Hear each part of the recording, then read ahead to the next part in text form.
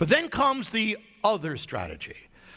Finally, it says in Acts 16, verse 18, but Paul, being grieved, or it could be translated annoyed, highly annoyed, Paul had enough. He turns around and he says to the Spirit, not to her, we don't fight flesh and blood, we fight principalities.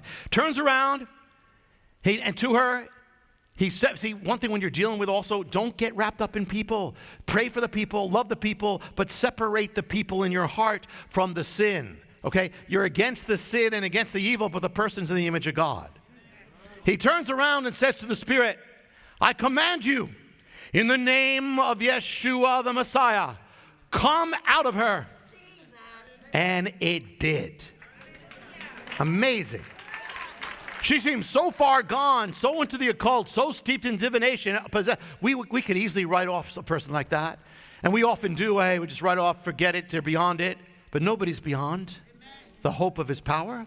Early in my walk, I was referred to a woman to talk to me, a teenager who was a Satan-worshiping girl. I shared the gospel. She got saved.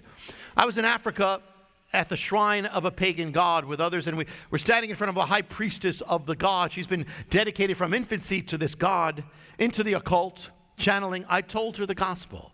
And at the end, I said, I said, do you want to receive Jesus? And she says, yes.